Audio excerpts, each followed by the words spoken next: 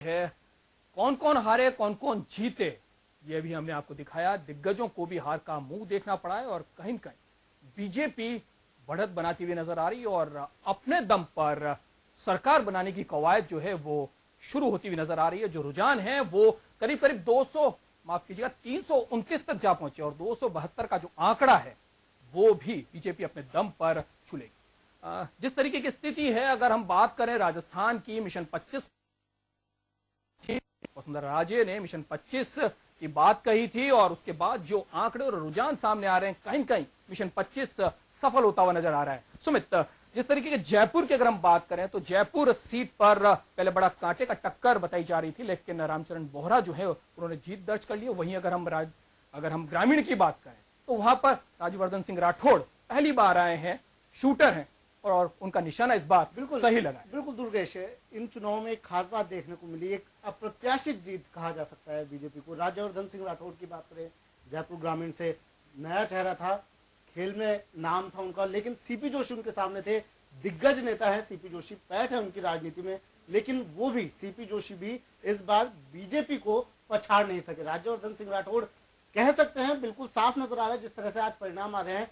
मोदी की हवा चली है, मोदी की लहर चढ़ी है और इस कश्ती में हर किसी ने लहरों को पार कर लिया है, समुद्रों को पार कर लिया है और इस कश्ती के सहारे हर कोई अपनी नैया पार लगाने में सफल हुआ। कहीं कहीं सुमित, आपका इशारा ये तो नहीं कि मोदी लहर में किसी को भी खड़ा कर दिया जाए, किसी भी नए चेहरे को भी खड़ा कर दिया जाए तो वो जीत सकता है और इसी तरीके का बिल्कुल दुर्गेश, इसी परिणाम साफ बता रहे हैं कि नए चेहरों ने जिस तरह से जीत हासिल की है, पुराने दिग्गज चेहरों को हराया है, उस तरह से साफ नजर आ रहा है कि मोदी की लहर ने एक अप्रत्याशित परिणाम सामने लाए। और एक बहुत बड़ी और खबर आ रही है अलवर से, और वो अलवर से ये खबर है कि भंवर जितेंद्र सिंह जो है उनको भी हार का मुंह देखना पड़ा है। बिल्कुल दुर्गेश, भंवर जितेंद्र सिंह, सचिन पायलट की बात करें, हम भंवर जितेंद्र सिंह की बात करें या सीपी जोशी की बात करें, ये तीन नाम ऐसे दिग्गज नाम थे कि इन पर जल्दी से विश्वास नहीं किया जा रहा था कि इनको कोई पछाड़ सकता है। लेकिन बीजेपी के टिकट ने, मोदी की लहर ने, फिर से मैं आपसे कहूंगा मोदी की लहर ने वो करिश्मा कर दिखाया इस बार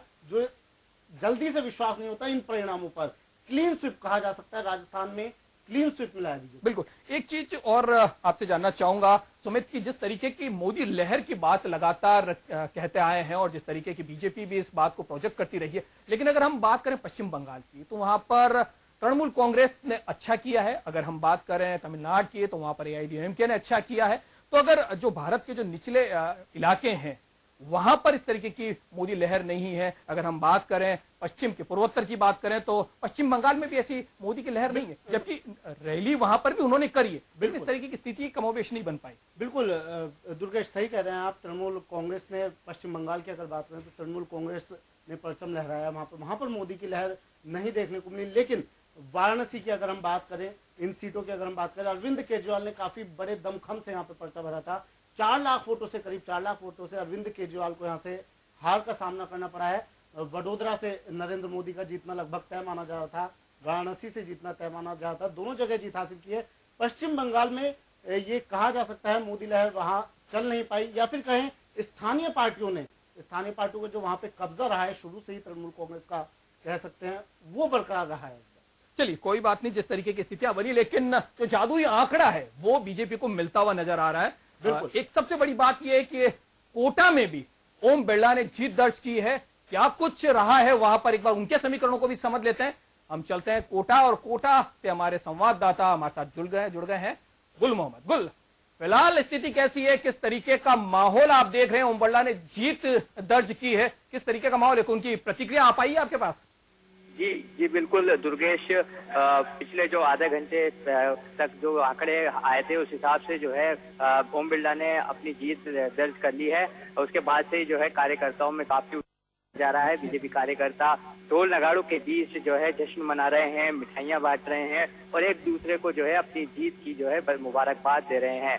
हमारी ओम बिरला जी से बात हुई थी। ओम बिरला ने कहा है कि जो जिस तरह से स्टेट और जो सेंट्रल में जो जिस तरह से कड़ी जुड़ी है, तो उस हिसाब से अब जो है देश और प्रदेश में विकास होगा, साथ ही आड़ोसी का भी विकास किया जाएगा।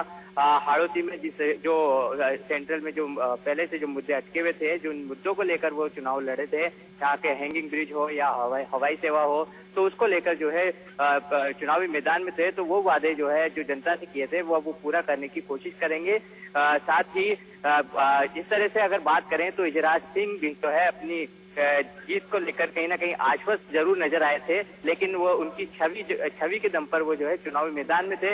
यहाँ उनकी छवि जो है काम नहीं आई और ओम बिरला जो है हाड़ौती के कद्दावर नेताओं में अब उनका नाम शामिल हो गया है। उनका कद जो है अब जिस तरह से वो विधायक रहे हैं 3 बार और दक्षिण विधानसभा सीट से उन्होंने 50,000 मतों से जो है पहले जीत दर्ज की थी विधानसभा चुनाव में और वो विधायक बने थे तीसरी बार। तो अब एक बार फिर से जो है बड़ी जीत दर्ज करते हुए सांसद बने हैं और वो एक बार फिर से जो है उनका कद जो है पार्टी में बढ़ गया है। चलिए जी दुर्गेश, चलिए बड़ी जीत हासिल की है ओम बिरला ने, शुक्रिया कुल जानकारी के लिए।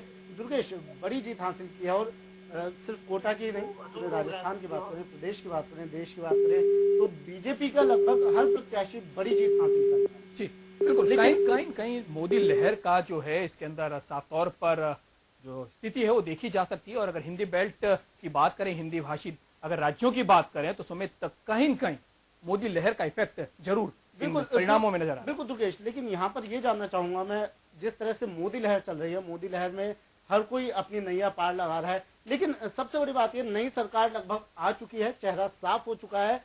चुनौतियों की अगर बात करें, बिल्कुल चुनौतियां बहुत रहेंगी, लेकिन एक बार अपन सीधे दिल्ली चलते हैं। दिल्ली देश का हार्ट है, दिल है, वहां की क्या स्थिति है, भाजपा कार्यालय एक बार चलते हैं, वहां पर क्या कुछ हो रहा है, कौन कौन लोग आ रहे हैं, एक बार चलते हैं बीजेपी मुख्यालय दिल्ली के।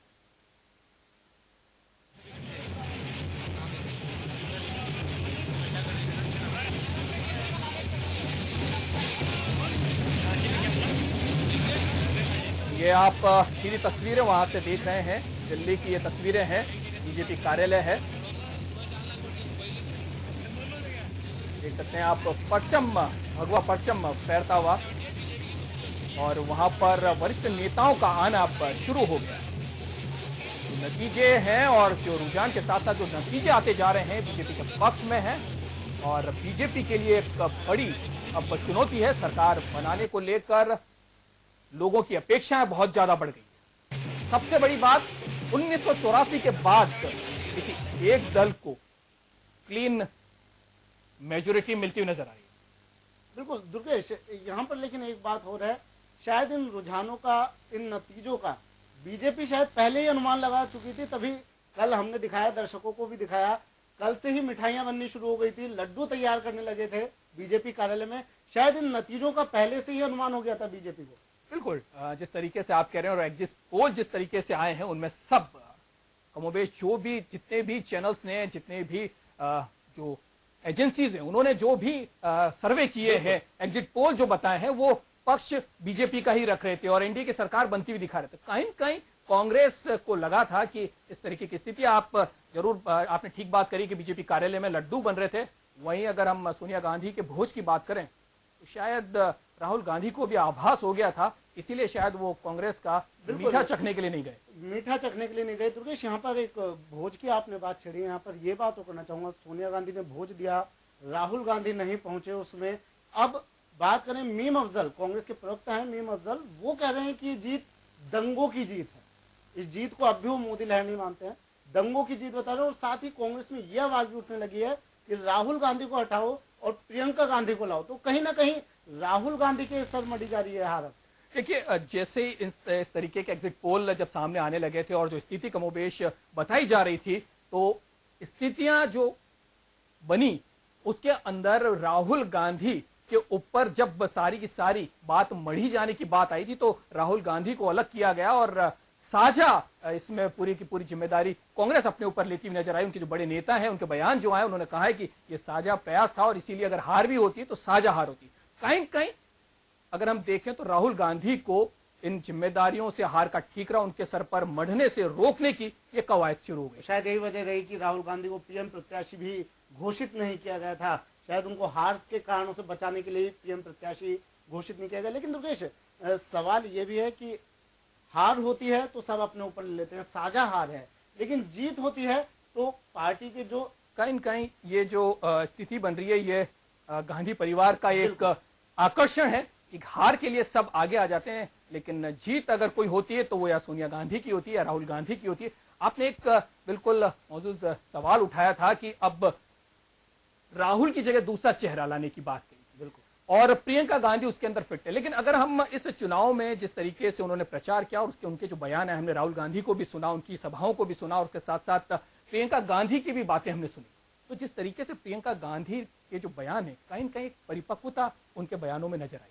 बिल्कुल ठीक है कि कांग्रेस को अब इस बात पर समीक्षा करनी जरूरी होगी कि ये जो हार है इसकी वजह क्या है और वाकई कांग्रेस का चेहरा अगर कोई बन सकता है तो वो कौन सा हो सकता है। दुर्गेश, लेकिन सवाल ये भी है कि अगर कांग्रेस का कोई चेहरा बनाना है तो क्यों सोनिया गांधी, क्यों राहुल गांधी, क्यों प्रियंका गांधी?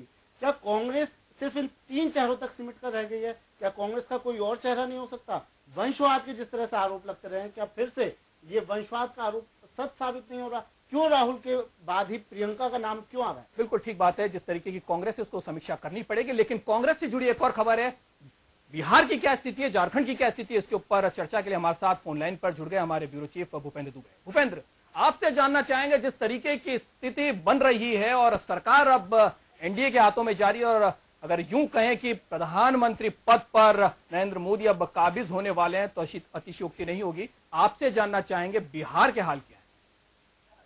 देखिए दुर्गेश, 2 चीजें हैं। एक तो जिस तरीके से एग्जिट पोल में आया था, एग्जिट पोल जो है उससे बिल्कुल अलग जाती हुई चीजें दिख रही है। 22 से 27 सीटें कही गई थी, 30 सीटों पर अभी बीजेपी लीड कर रही है। जदयू की जो उम्मीदें थी, जदयू बहुत बेहतर करेगा, वहां कुछ बहुत होता नहीं दिख रहा है दुर्गेश। अभी दुर्गेश हम आपको बता दें कि हम जदयू के प्रदेश कार्यालय में हैं और जदयू के जो प्रदेश उपाध्यक्ष हैं रामकिशोर सिंह, वो मेरे साथ बैठे हुए हैं। इनसे मैंने बात की पूरी स्थिति क्या है। मैं चाहूंगा कि आप इनसे भी एक बार इनके पूरे राजनीतिक स्थिति पर चर्चा कर लें कि जो स्थितियां रही हैं और जो इनके दावे रहे हैं वो इस तरीके से क्यों हुए। दुर्गेश जी, भूपेंद्र सुन नहीं पाया, आपको कौन जुड़ रहे हैं हमारे साथ? जदयू के प्रदेश उपाध्यक्ष रामकिशोर सिंह, अभी मैं चूंकि प्रदेश कार्यालय में ही हूँ, आपके साथ होंगे। आप इनसे पूछ सकते हैं जो राजनीतिक स्थिति है उसमें क्या चीजें चल रही हैं। रामकिशोर जी, पहले तो जन टीवी में आपका बहुत बहुत स्वागत है। हम सबसे पहले आपकी प्रथम प्रतिक्रिया जानना चाहेंगे इन रुझान के साथ साथ जो ये परिणाम सामने आ रहे हैं। एनडीए गठबंधन को कहीं कहीं बढ़ोतरी होती हुई नजर आ रही है, सरकार उनके हाथ में जा रही है। कहीं कहीं आपका और आपके नेतृत्व का जो फैसला था गठबंधन तोड़ने का, क्या उसके ऊपर अब आपको पछतावा है? कोई पछतावा नहीं है। माननीय नीतीश कुमार नीतियों सिद्धांतों पर चलने वाले हैं। आज भी हम उस बात पर कायम हैं कि जिस पर व्यक्ति पर देश के करोड़ों अल्पसंख्यकों का विश्वास नहीं होगा, उसे देश चलाना मुश्किल होगा। अब इन्हें बहुमत मिल गया है। जनता उब चुकी थी यूपीए 2 के या 89 से जो अटल जी की सरकार छोड़ करके जो सरकारें बनती रही, जो जोड़ तोड़ की सरकारें, उसकी लाचारगी से जनता बहुत तंग थी। इसलिए इनको जनादेश मिला है और जनादेश का हम आदर करते हैं। लेकिन बिहार में माननीय नीतीश कुमार का कोई विकल्प नहीं है। लेकिन फिर जब भी चुनाव होगा विधानसभा का, हम 3/4 से अधिक सीटें जीतेंगे। लेकिन रामकिशोर जी, एक चीज हम आपको बता दें कि नीतीश कुमार जी ने बयान दिया था, उन्होंने कहा था कि अगर एनडीए की सरकार अगर बनेगी तो यहां पर राज्य में जदयू की सरकार को नुकसान हो सकता है, गिराई जा सकती है। क्या हो सकता है? अगर एनडीए की सरकार बनती है तो यहां पर जदयू का जो किला है, जदयू की जो सरकार है वो गिर सकती है, ये अंदेशा उनको था। मैं पुनः चैलेंज करता हूं यहाँ के नेता सुशील मोदी को, क्योंकि सुशील मोदी आए हैं भाजपा में 88 में और जदयू की जो सरकार है वो गिर सकती है, ये अंदेशा उनको था। मैं पुनः चैलेंज करता हूं यहाँ के नेता सुशील मोदी को, क्योंकि सुशील मोदी आए हैं भाजपा में 88 में और मैं 1969 से जनसंघ भाजपा का कार्यकर्ता रहा हूं। अगर वो में दम है तो विधानसभा का सत्र शुरू होगा, वह अविश्वास प्रस्ताव लाए। भारतीय जनता पार्टी के आधे से अधिक विधायक अगर नहीं भाग गए तो मेरा नाम बदल देंगे सुशील मोदी। इधर धमकी दे रहे हैं। 80 को चाहिए जदयू टूटने के लिए भाजपा के इलेक्शन चाहिए। कभी न साथ भाजपा का होगा और न कभी जदयू का होगा। और बिहार में नीतीश कुमार का विकल्प नहीं है। जी बिल्कुल रामकिशोर जी, लेकिन जिस तरह जी अगर आया है तो वह सुशील मोदी के लिए आया। नरेंद्र भाई मोदी, मैं 45 वर्षों में उनके साथ काम किया हूं, वह कभी भी सुशील मोदी जैसे को माफ करने वाले नहीं है। बिल्कुल रामकिशोर जी, लेकिन जिस तरह से नीतीश कुमार एनडीए से अलग हो गए थे, एनडीए से गठबंधन उन्होंने तोड़ दिया था, अब बिहार में जिस तरह भाजपा को बढ़त मिलती हुई दिखाई दी, बिहार में जिस तरह से भाजपा अपना परचम लहरा रही है, तो जेडीयू किसके ऊपर ये हार का सेहरा सजाना चाहेगा? कौन इसकी जिम्मेदारी लेना चाहेगा? माननीय नीतीश कुमार जी ने स्पष्ट कहा कि यह दो दलों का ही गठबंधन नहीं है, दो सामाजिक वर्गों का भी गठबंधन है। और वह गठबंधन टूटा। 9 चुनाव हम साथ लड़े थे, अलग लड़े हैं, हम हार को स्वीकार करते हैं। लेकिन कारण क्या रहे रामकिशोर जी, कारण क्या रहे? बिहार के विकास के प्रति कटिबद्ध है और कटिबद्ध रामकिशोर जी, बिहार के विकास की आप बात करते रहे हैं, लेकिन कारण क्या रहे? हार गए तो स्वीकार तो करनी पड़ेगी हार, लेकिन कारण क्या रहे इस हार के पीछे? नकारा नहीं है, विकास को जनता ने नकारा नहीं है। हार को क्यों नकार दिया रामकिशोर जी? विशेष राज्य के दर्जा देंगे, पैकेज देंगे, और समय आ गया है कि विशेष राज्य के दर्जा दे, पैकेज दे, और प्रत्येक राज्यों के लिए अलग अलग विकास मॉडल बना करके केंद्रीय योजना कम करा करके और राज्यों को उनके विकास के लिए योजना राशि मुहैया कराए, तभी इस प्रदेश का और देश का विकास होगा। चलिए, बहुत बहुत शुक्रिया, आप हमारे साथ जुड़े। राष्ट्रीय उपाध्यक्ष हैं जदयू के और उन्होंने अपनी बात कही है। कहीं न कहीं सुमित, उन्होंने जो हार है वो भी दबे शब्दों में स्वीकार तो कर ही लिया, लेकिन दुर्गेश सवाल ये है, हार तो स्वीकार, अब हार गए तो स्वीकार करनी पड़ेगी, उसका कोई सोल्यूशन नहीं है। लेकिन सवाल ये, हार हुई क्यों? जिस तरह से विकास के दावे करते आ रहे हैं, चाहे हम यूपी की बात कर लें, चाहे जदयू की बात कर लें, विकास के दावे ये लगातार करते हुए आ रहे हैं। और अब भी जिस तरह से रामकिशोर जी से हम बात कर रहे थे, तो ये कह रहे हैं कि जनता विकास की बात को समर्थन देती है उनकी, कि विकास करवाया। अगर इन्होंने विकास ही करवाया था तो अब हार का सामना क्यों करना पड़ा? देखिए, जहां तक बीजेपी की बात है और जिस तरीके से जदयू से जो गठबंधन टूटा, 17 साल का जो गठबंधन था वो जब टूटा, उसके बाद एक सिंपैथी कहीं कहीं सुमित उनके साथ जुड़ती गई। बीजेपी को इसका बहुत बड़ा फायदा हुआ है और जो रुझान अब हमको मिल रहे हैं बिहार से, वो इसी को इंगित भी कर रहा है। वहीं अगर बात करें जदयू की स्थिति बड़ी अचरज वाली हो गई है कि अब वो करें क्या। हार तो उनको स्वीकार करनी पड़ेगी क्योंकि जो नतीजे हैं उनके पक्ष के नहीं है, बिल्कुल। लेकिन स्थितियां जिस तरीके से बनती जा रही है, कहीं कहीं एक समीक्षा की बात है, वो अब इनको करनी पड़ेगी क्योंकि 2015 में अब विधानसभा चुनाव होने वाले हैं और इन चुनाव में जदयू को अगर प्रदर्शन करना है तो कहीं कहीं अपनी जिस तरीके से तानाशाह की छवि नीतीश कुमार की है, उसके ऊपर उनको सोचना होगा और उस छवि से बाहर निकलना होगा। बिल्कुल दुर्गेश, लेकिन कहीं ना कहीं शरद यादव की बात करें, शरद यादव एनडीए से जुड़ने के पक्ष में थे, लेकिन नीतीश कुमार उनके बिल्कुल विरोधी सुर अपनाए उन्होंने और साफ तौर से मना कर दिया। तो क्या लगता है, अब कहीं ना कहीं नीतीश को, चाहे रामकिशोर जी कुछ भी कह रहे हो, अभी हमने बात की उनसे, वो कह रहे हैं कि नहीं, हम हार स्वीकार करते हैं, पछतावा नहीं है, लेकिन कहीं ना कहीं आपको लगता होगा नीतीश कुमार को कहीं तो पछतावा होगा इस चीज का, एनडीए से अलग होने का? देखिए, कमोबेश जो इन दिनों बयान आए हैं, जो कटुता के साथ बयान सुमित देखने को मिले, उसमें कहीं कहीं ये चीज है, चीज कहीं कहीं है। लेकिन अब जब कदम आगे बढ़ा दिया तो उसके बाद पीछे लेना एक बड़े राजनेता के लिए ठीक नहीं। और जदयू में भी अगर नीतीश की स्थिति है, वो पार्टी से बड़े होते चले गए। बिल्कुल, पार्टी से जब आदमी बड़ा होने लगता है तो स्थितियां कमोबेश इसी तरीके की होती है और विरोध होता है। और जिस तरीके से जदयू से टूट के लोग बीजेपी में शामिल हुए, ये एक बहुत बड़ा एक इंडिकेशन है जदयू के लिए कि अब कुछ और होने वाला है। और मैं आपको बता दूं कि जहां तक बिहार को मैं समझता हूं, बिहार में स्थिति कमोबेश इन चुनाव, इन परिणामों के बाद कुछ और बदलने वाली है। और एक बड़ी खबर भी आ रही है, हम अपने दर्शकों को बता दें, बड़ी खबर आ रही है और एक पहले बड़ी खबर की तरफ रुख कर लेते हैं। बिल्कुल, और अमृतसर से भाजपा के दिग्गज नेता अरुण जेटली जो हैं, वो इस चुनाव में उनकी हार गई। भाजपा के खाते में एक बड़ी हार कही जा सकती है। अरुण जेटली काफी दिग्गज नेता हैं भाजपा के और वो हार गए हैं। भाजपा से एक बड़ी शिकस्त भाजपा के खाते में दर्ज हुई है। कांग्रेस के अमरिंदर सिंह ने जीत दर्ज की और अरुण जेटली को हराया है।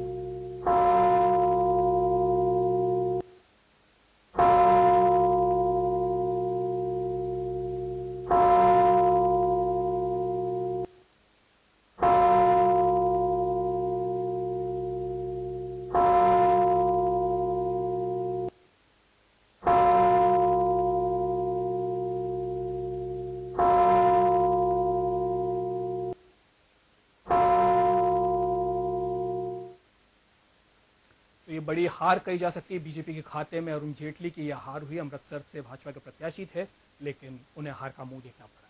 चलिए एक बार राजस्थान की तरफ रुख करते हैं, उदयपुर झीलों की नगरी की तरफ चलते हैं। हमारे संवाददाता भगवान प्रजापत ने बात करी अर्जुन मीणा से। आइए एक बार क्या कुछ कहा उन्होंने, एक बार उनको सुन लेते हैं।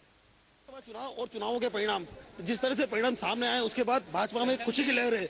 आइए हम जानते हैं कि हमारे साथ जो नवनिर्वाचित सांसद है अर्जुन लाल मीणा की वो ये जीत का श्रेय किसे देते हैं। जी सबसे पहले आपको बताइए, अब आप बताएं कि ये जो श्रेय है आप किसे देना चाहेंगे। सबसे पहले तो जन टीवी को मैं धन्यवाद देना चाहता हूं और ये जीत का श्रेय भारतीय जनता पार्टी के उन तमाम कार्यकर्ताओं को देना चाहता हूं जिनके अथक प्रयास और परिश्रम से ये जो जीत हासिल हुई, ऐतिहासिक जीत हुई, इसके लिए भारतीय जनता पार्टी के कार्यकर्ताओं को देना चाहता हूं। आप उदयपुर से एक आदिवासी अंचल से आते हैं, क्या प्राथमिकता रहेगी उदयपुर से जो आदिवासी बेल्ट है उसके लिए? आदिवासी क्षेत्र को हमेशा कांग्रेस अपना वोट बैंक मानती रही है, उस वोट बैंक को तोड़ा है।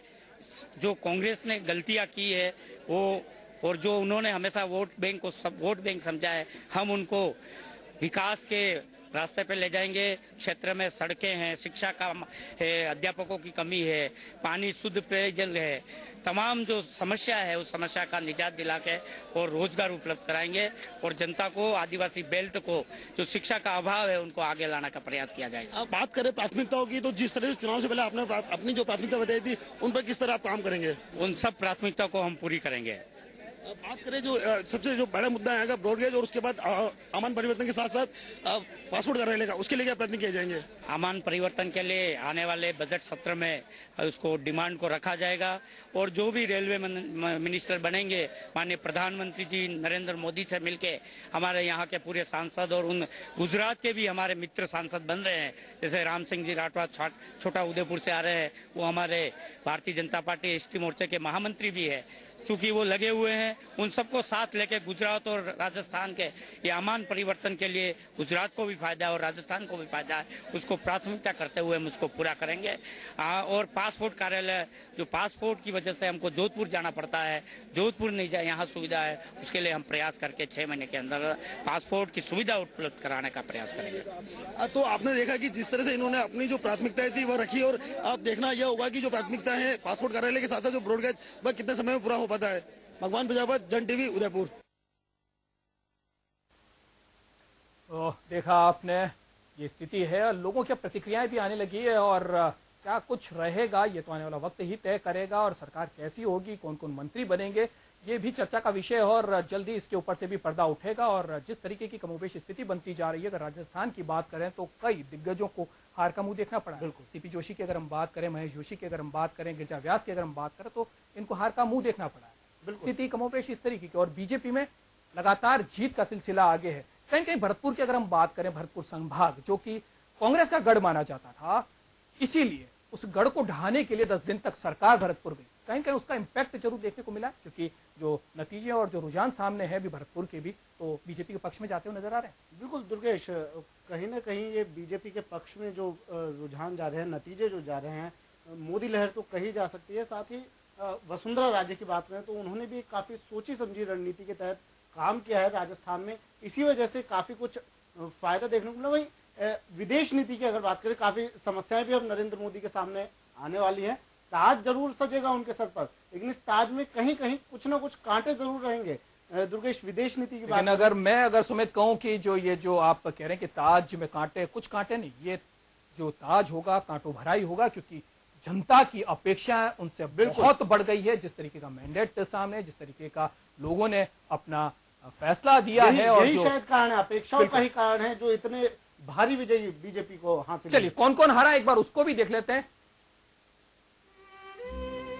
और महिलाओं को उन्होंने अपने से जोड़ा है, वो एक बहुत बड़ा कहना चाहिए कि उसने परिणाम की तरफ रुख किया है। और यही कारण है कि उनकी एक कद्दावर नेता के तौर पर, एक बोल्ड स्टेप लेने वाले नेता के तौर पर उनकी छवि बनी है। और इसीलिए बराक ओबामा हो, चाहे चीन की बात हो, चाहे हमारे पड़ोसी देश पाकिस्तान की बात हो, श्रीलंका की बात हो, अब इनके भी बयान जो हैं अब सकारात्मक बयान आपको देखने को मिलेंगे। लेकिन यही चुनाव से पहले की अगर हम बात करें तो उन्हें कम्युनल कहा गया था, और जिस तरीके से नरेंद्र मोदी को प्रोजेक्ट किया गया था बीजेपी की तरफ से प्रधानमंत्री पद के उम्मीदवार के लिए, उसके बाद से ही बड़े अजीब से बयान हमारे पड़ोसियों के हमें मिलने लगे थे। लेकिन अब जिस तरीके से चुनाव और रुझान आ रहे हैं, कहीं कहीं नजर सबकी है, क्योंकि भारत एक बहुत बड़ा देश है, बड़ा लोकतंत्र है, सबसे बड़ा लोकतंत्र हम कह सकते हैं।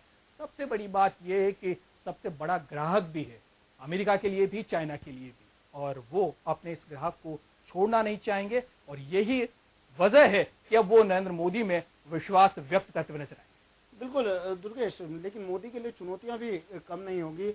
जिस तरह से महंगाई से, भ्रष्टाचार से जनता परेशान थी, पाकिस्तान के रवैये से परेशान थी, देश में एक कोलाहल मचा हुआ था, सैनिकों के सर काट के ले जाते हैं, एक पुख्ता सरकार की, एक मजबूत सरकार की जरूरत थी। नरेंद्र मोदी आ तो गए हैं, लेकिन जनता की अपेक्षाओं पर कैसे खरे उतरेंगे, ये उनके लिए सबसे बड़ी चुनौती है। एक सबसे बड़ी चुनौती और भी है सुमित यहाँ पर, और वो चुनौती है कि पावर सेंटर कौन होगा। अगर एनडीए का अगर संयोजक किसी और को बनाया जाता है, प्रधानमंत्री पद पे नरेंद्र मोदी होते हैं, तो भी कहीं ऐसा ना हो कि पावर सेंटर 2 हो जाए, क्योंकि सबसे बड़ी बात जो है, जिस तरीके से यूपीए सरकार में पावर सेंटर 2 थे, कठपुतली की तरह प्रधानमंत्री मनमोहन सिंह को आगे रखा गया और पावर जो थी वो सोनिया गांधी के हाथ में थी। तो कहीं कहीं इसका खामियाजा देश को भी उठाना पड़ा, और जिस तरीके की स्थिति बनी, लोगों में जो आक्रोश आया, सड़कों पे उतरी, उसके पीछे रीजन यही है कि पावर सेंटर 2 हुए। और कहीं अगर इस तरीके की स्थिति इस सरकार में भी है तो खामियाजा इनको भी उठाना पड़ सकता है। सुमित। दुर्गेश, बिल्कुल खामियाजा उठाना पड़ सकता है, लेकिन जिस तरह से हमने अभी पिछले दिनों देखा, वोटिंग होते ही चुनाव परिणाम आए नहीं, लेकिन उससे पहले ही बीजेपी के गढ़ में ही फूट सी नजर आने लगी। सुषमा स्वराज मंत्री पद लेने से मना करती हैं, उन्हें मनाने के लिए आडवाणी जा रहे हैं, बीजेपी का खेमा पहुंच रहा है। तो क्या लगता है, आने वाले दिन अपने खेमे को संजोने के लिए भी मोदी के लिए चुनौती है? देखिए, अब चुनौती अगर सुमित कहें कि अगर 272 का आंकड़ा अगर बीजेपी के पास आ जाता है, केवल बीजेपी के पास अगर 272 सीटें आ जाती है, तो नरेंद्र मोदी की राहें वो बिल्कुल आसान हो जाएंगी। हाँ, परेशानियां जरूर होंगी क्योंकि मान मनोबल होगा, लेकिन उन्होंने पहले ही संकेत दे दिए थे। आज सुबह के अगर हम उनके संकेतों की बात करें तो उन्होंने साफ कहा था कि युवा चेहरों को वो आगे लाना चाहते हैं, युवा मंत्रियों को वो पद देना चाहते हैं, युवा लोगों को वो मंत्री पद देना चाहते हैं, और युवाओं के हाथ में अगर कमान रहेगी तो देश से ज्यादा तरक्की कर पाएगा। इस तरीके के उनके संकेत थे, और कहीं न कहीं ये संकेत बुजुर्ग जो नेता हैं उनको अब गाइडेंस करने के लिए, मार्गदर्शन करने के लिए इशारा जरूर है।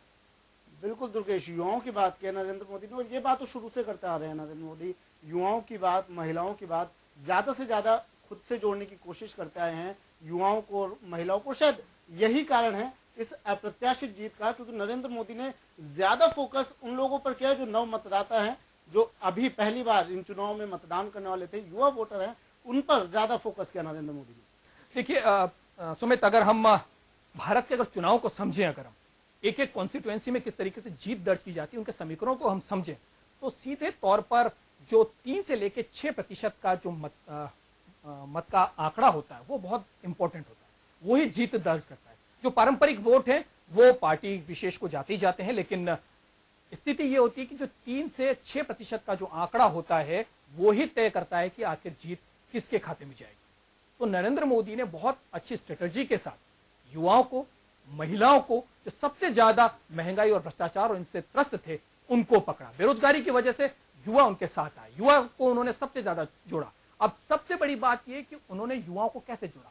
युवाओं के हाथ में आज टैबलेट हैं, मोबाइल फोन है, लगातार सोशल साइट पर वो एक्टिव रहते हैं, और इसी का फायदा नरेंद्र मोदी ने भरपूर उठाया, और वो युवाओं के बीच में उन्होंने अपनी लोकप्रियता कायम करी और अपनी बात को ट्विटर के माध्यम से, फेसबुक के माध्यम से, यूट्यूब के माध्यम से, सोशल साइटों के माध्यम से उन तक पहुंचाई, अपनी स्थिति बताई, किस तरीके से काम करेंगे वो बताई।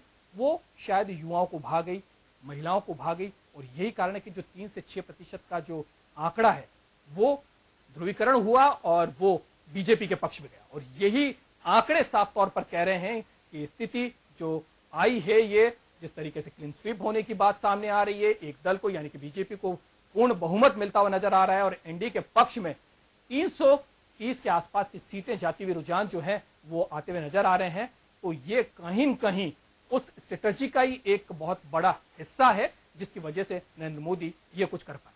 बिल्कुल दुर्गेश, लेकिन इसके पीछे एक कारण और कहा जा सकता है। जिस तरह से पिछले दिनों हमने देखा, दामिनी कांड होता है दिल्ली में, महंगाई हो, भ्रष्टाचार हो, चाहे दामिनी कांड हो, अपराध हो, दिल्ली में अगर हम खास दिल्ली की बात करें तो वहां पर अपराधों की संख्या में लगातार इजाफा हुआ है। दिल्ली में पूरे देश में हुआ है, लेकिन उसकी जिम्मेदारी लेने से यूपीए के नेता कह लो, कांग्रेस के नेता कह लो, राहुल गांधी की बात कर लें हम, राहुल गांधी एक तरफ प्रधानमंत्री की दौड़ में शामिल हैं, लेकिन वो जिम्मेदारी लेने से बचते रहे, तो ये भी एक नेगेटिव छवि उनकी जनता के बीच गई है। बिल्कुल, जिस तरीके से राहुल गांधी की बात करें, राहुल गांधी को इन चुनावों में प्रोजेक्ट किया गया, अनमने मन से ही किया गया हो या प्रॉक्सी तरीके से किया गया हो, लेकिन राहुल गांधी कहीं न कहीं प्रधानमंत्री पद के उम्मीदवार जरूर थे। लेकिन दामिनी जैसा केस आपने बात करी, 16 दिसंबर की जो घटना हुई, देश जिससे आहत हुआ, सड़कों पर आया और हलचल तक मच गई पूरे देश में, लेकिन राहुल गांधी चुपचाप बैठे रहे, सोते रहे, न जाने कहां।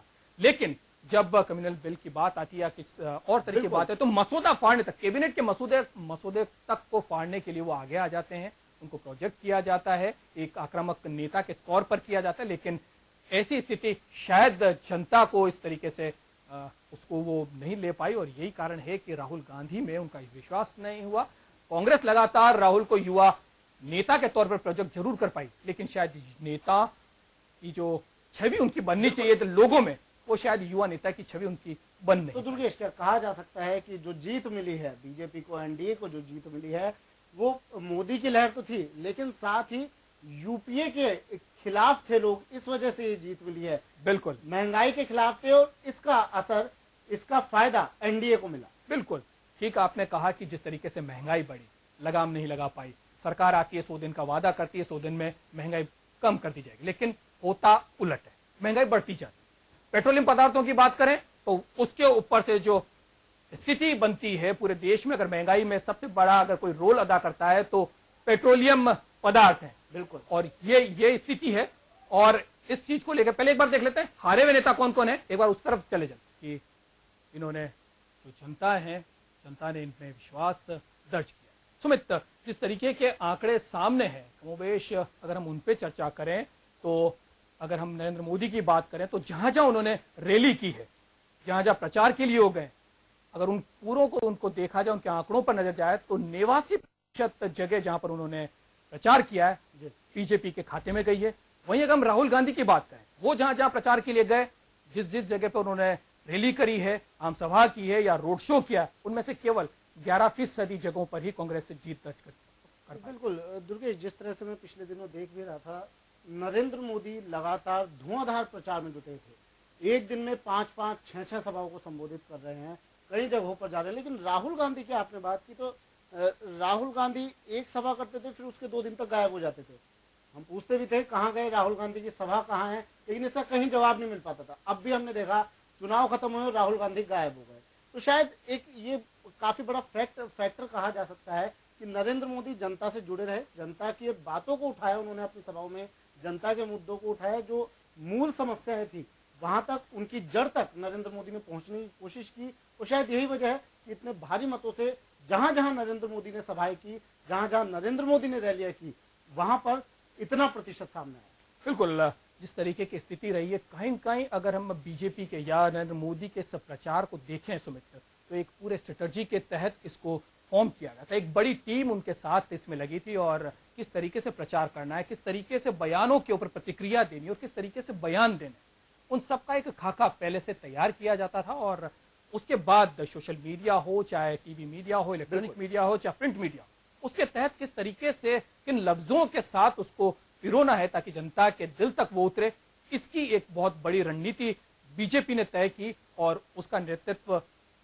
मोदी ने किया, और इसी का फायदा इस चुनाव में मोदी को मिलता हुआ नजर आ रहा है। बिल्कुल बिल्कुल दुर्गेश, इसमें कोई दो राय नहीं है कि अकेला चना भार नहीं फोड़ सकता। काफी बड़ी टीम नरेंद्र मोदी के पीछे थी, कैमरे के पीछे थी, काफी बड़ी टीम जिसको शायद ही कोई जानता हो, लेकिन उनकी दिन रात की मेहनत थी जो आज उसका परिणाम ये सामने आया है। एक नरेंद्र मोदी सुबह उठते थे, और पता ये भी चला है कि नरेंद्र मोदी पूरे दिन में सिर्फ 2 या 3 घंटे सोते थे। सुबह उठते थे, उठते ही पहले अपनी मेल चेक करते थे 3 बजे, और फिर उनका पूरा बिजी शेड्यूल। इसके पीछे पूरी एक टीम रहती थी, काफी लोगों की टीम रहती थी इसके पीछे, जो नरेंद्र मोदी का शेड्यूल तय करती थी, कहाँ जाना है उन्हें, कहाँ पर क्या बोलना है, किस तरह की रैली होती है, सारा खाका तैयार रहता था। और सुमित, एक चीज और यहाँ पर जो गौर करने वाली है, उनका एक कंट्रोल रूम था जो उन्हें बराबर पल पल की खबरों के, देश की जो सीटें हैं उनकी पल पल की प्रचार की जो खबर है वो उनसे अवगत कराया जाता था, किस तरीके से कहां पर किस तरीके की स्थिति बनी है कमोबेश, उससे वो कहीं कहीं अगर हम कहें सेंट्रलाइज ये पूरा प्रचार रहा, मोदी के ऊपर केंद्रित रहा, शायद इसका फायदा भी बीजेपी को होता हुआ नजर आता है। बिल्कुल दुर्गेश, लेकिन इस बीच में मैं आपकी बात को काटूंगा। यहाँ पर कांग्रेस और बीजेपी की हम बात करें, लेकिन यहाँ पर हम आम आदमी पार्टी की बात अब तक नहीं हुई है। उस पार्टी की भी थोड़ी बात हो जाए। अरविंद केजरीवाल ने, मैं मानता हूं, बिल्कुल उनकी हिम्मत को भी मैं सैल्यूट करता हूं कि उन्होंने नरेंद्र मोदी के सामने चुनाव लड़ने की हिम्मत की। लेकिन अब कहीं ना कहीं लगता है झाड़ू लग गई है और जनता ने झाड़ू लेके साफ कर दिया है झाड़ू पार्टी। केवल 2 सीटों के ऊपर बढ़त बनाए हुए हैं। पंजाब की वो सीटें हैं, दिल्ली में बिल्कुल सुपड़ा साफ होता हुआ नजर आ रहा है, क्योंकि 7 सीटों पर बीजेपी आ गया। बिल्कुल आपने ठीक कहा, लेकिन शायद जिस तरीके की छवि, एक आम आदमी की छवि अरविंद केजरीवाल बनाना चाहते थे, शायद जनता को वो पसंद नहीं आई, और यही कारण है कि केवल 2 सीटों के ऊपर फिलहाल आम आदमी पार्टी की जो है बढ़त है। क्या कुछ रहेगा समीकरण, किस तरीके से सरकार बनेगी, क्या कुछ होने वाला है, इस सबसे हम आपको लगातार अवगत कराते जा रहे हैं और अवगत भी कराएंगे। किस तरीके से सरकार फॉर्म होगी, मोदी के कैबिनेट में, उनके कुनबे में कौन कौन होगा, इस पर भी चर्चा करेंगे। लेकिन फिलहाल यहां रुकेंगे एक छोटे से break.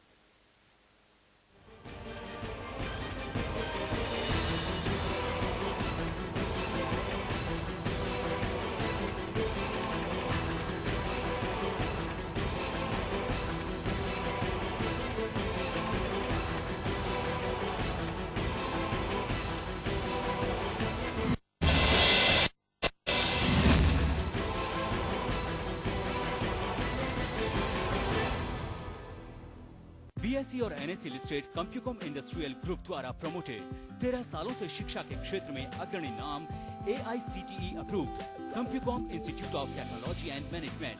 Admissions available in B Tech, MBA, MCA, MJMC एंड BCA। World class infrastructure, industrial institution interface के अंतर्गत international workshop, fully equipped labs. देश की नामी कंपनीज में इस साल 128 से ज्यादा छात्र छात्राओं का प्लेसमेंट। छात्र छात्राओं के लिए सेपरेट हॉस्टल। एडमिशंस के लिए संपर्क करें Compucom institute of technology and management, SP5 5A EPIP, Sitapura, Jaipur. RBT college code 38। ज्यादा जानकारी के लिए कॉल करें हमारे टोल फ्री नंबर 1800-200-3922 पर। 12वीं के स्टूडेंट्स के लिए विशेष स्कॉलरशिप योजना लेकर आ रही एक नॉन प्रॉफिटेबल ऑर्गेनाइजेशन सोपान इंडिया दिल्ली। 5 करोड़ की स्कॉलरशिप योजना। 12वीं के स्टूडेंट्स अगर पाना चाहते हैं बीटेक, BCA, MCA और MBA में एडमिशन, तो आपके 10वीं के मार्क्स बन सकते हैं आधार। अगर आपके 10वीं में 60% से ज्यादा मार्क्स हैं तो उठाएं लाभ 5 करोड़ की स्कॉलरशिप योजना का और पाएं IIT, NIT, other engineering college या प्रोफेशनल कॉलेज में एडमिशन। आज ही कराएं अपना फ्री रजिस्ट्रेशन, सीटें लिमिटेड। और अधिक जानकारी के लिए विजिट करें www.sopanindia.org या कॉल करें हेल्पलाइन नंबर 08882191749। किसानों की खुशहाली है उन्नत फसल, बीज, सिंचाई और बीमारियां, इन सभी परेशानियों से ना पड़े आपको 2-4 होना। इसीलिए हम लाए हैं किसान भाइयों के लिए धरती उगले सोना, सिर्फ जन टीवी पर।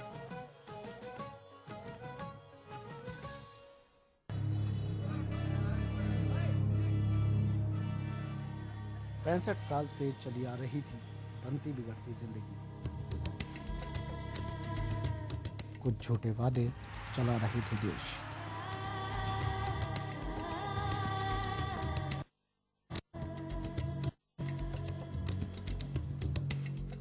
ऐसे ही कुछ वादों से बनती बिगड़ती आ रही थी हमारी किस्मत।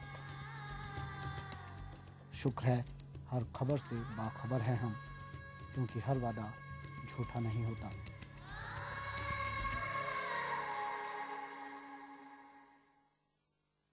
राजनीति का तूफान हो या सत्ता के लिए बिछाई बिसात, सिनेमा की चकाचौंध हो या अपराध से अपराधियों तक की पकड़, सड़क से संसद तक मचा हो कोहराम, लेकिन नहीं हो रुकने का नाम।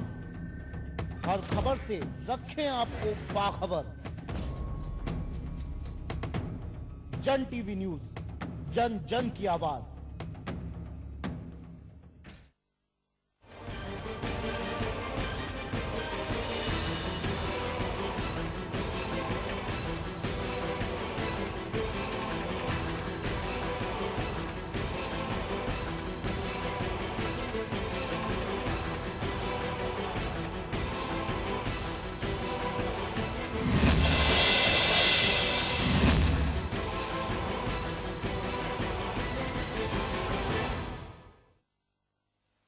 बाद आपका एक बार फिर स्वागत है जन टीवी के खास कार्यक्रम आपका फैसला। अब आपका फैसला जो है अब धीरे धीरे सामने आने लग रहा है और रुझानों के जो गणित थे, रुझानों के जो आंकड़े थे, अब वो परिणामों में बदलते हुए नजर आ रहे हैं और सीधे तौर पर एनडीए को बहुमत मिलता हुआ नजर आ रहा है। और अगर हम कहें कि जिस तरीके से नरेंद्र मोदी ने इस मुहिम को उठाया, अब दिल्ली की जो गद्दी है अब मोदी के करीब आती जा रही है और ये अब कह सकते हैं कि अगला प्रधानमंत्री अगर कोई होगा तो वो होगा नरेंद्र मोदी। कहीं कहीं सुमित, जिस तरीके से हम ब्रेक पे गए थे उससे पहले हम बात कर रहे थे, जो प्रचार जो है बहुत इंपैक्ट उसने रखा है इस चुनाव में। कहीं कहीं अगर हम देखें इस पूरे चुनाव पर हम एनालिसिस करें तो मोदी को सेंट्रल पोजीशन पर रखा गया। इस पूरे चुनाव का जो खाका और जो ताना बाना बनाया गया वो मोदी के इर्द गिर्द रहा। उन्होंने मोदी को प्रोजेक्ट किया और प्रधानमंत्री पद के लिए उनको सामने लाए।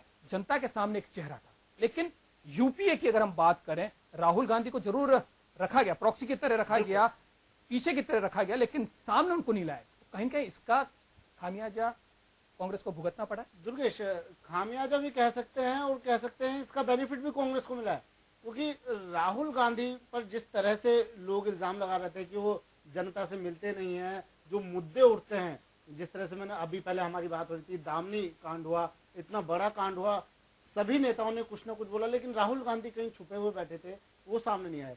तो राहुल गांधी को शायद प्रोजेक्ट इसलिए भी नहीं किया गया क्योंकि उनकी नकारात्मक छवि जनता के बीच थी। शायद यही वजह रही कि राहुल गांधी को पीएम पद के लिए प्रोजेक्ट नहीं किया गया। लेकिन राहुल गांधी बीच बीच में ये भी कहने से नहीं चूकते थे कि अगर हमारे सांसद चाहेंगे तो मैं जरूर पीएम बनूंगा। उनकी इच्छा थी, और इच्छा क्या थी, अगर कुछ ऐसा होता तो पीएम राहुल गांधी ही बनते, लेकिन जनता ने सिरे से उन्हें नकार दिया। लेकिन जिस तरीके की स्थिति है, नकारात्मक छवि की आप बात करें, लेकिन सुमित, जिस तरीके से राहुल गांधी को आगे लाया गया और उनको प्रोजेक्ट करने की कोशिश की गई, लेकिन अगर हम उनके स्पीचेस को सुने, उनके जो बयान उनको दिए गए, कहीं कहीं एक जो मैच्योरिटी होनी चाहिए वो उसमें नजर नहीं आई और शायद जनता इस चीज को भाग गई। और शायद एक बड़ा कारण ये भी है कि जो नरेंद्र मोदी को सुनने के लिए अपार भीड़ गई और लोगों ने बढ़ चढ़कर उनको सुनने के लिए हिस्सा लिया। लेकिन वहीं अगर हम राहुल गांधी की अगर हम बात करें, उनकी जहां जहां सभाएं हुई, भीड़ कमोवेश आई, लेकिन उनके बयानों को लेकर, उनकी बातों को लेकर संजीदा लोग होते हुए नजर नहीं आए। कारण यही है दुर्गेश, राहुल गांधी के बयान आपने भी सुने, मैंने भी सुने। राहुल गांधी ने अपने बयानों में सिर्फ अपनी सरकार की उपलब्धियां गिनाते हुए नजर आए। राहुल गांधी अपने घर के बारे में बात करते हुए नजर आए राहुल गांधी, लेकिन जनता को अब क्या चाहिए उसके बारे में राहुल गांधी कहीं बात करते हुए नजर नहीं आए। विकास के लिए उनका क्या नजरिया था, इसको लेकर राहुल गांधी कभी नहीं बोले।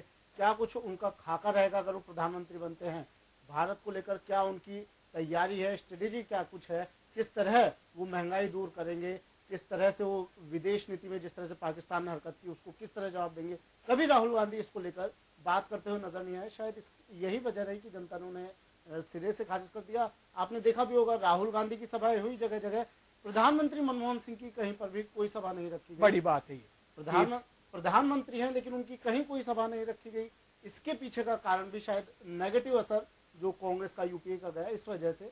बिल्कुल, अगर प्रधानमंत्री पद का अगर कोई उम्मीदवार या प्रधानमंत्री है और अगर वो चुनाव में अगर प्राइमरी अगर फेस नहीं बनता है तो उसका नुकसान बिल्कुल होता है। और जिस तरीके से कांग्रेस की जो स्थिति कमोबेश अब सबके सामने है, उसके पीछे प्रधानमंत्री की जो स्थिति बनी और जिस तरीके से कमजोर प्रधानमंत्री, मीडिया ने भी लगातार उन्हें कमजोर करार दिया और जिस तरीके के बयान आए हैं और जिस तरीके की स्थिति कमोबेश बनी पूरे देश में, उसको लेकर चाहे घोटालों की बात हो, चाहे 2G स्पेक्ट्रम की बात हो, कॉमनवेल्थ घोटाले की बात हो, चाहे आदर्श सोसाइटी घोटाले की बात हो, कोयला घोटाले की बात हो, कहीं एक स्टेप प्रधानमंत्री की तरफ से नहीं निकल के आया और कहीं कहीं पीएमओ के ऊपर भी एक बड़ा सवालिया निशान खड़ा हुआ, उससे जुड़े लोगों के ऊपर भी बड़ा सवाल खड़ा हुआ।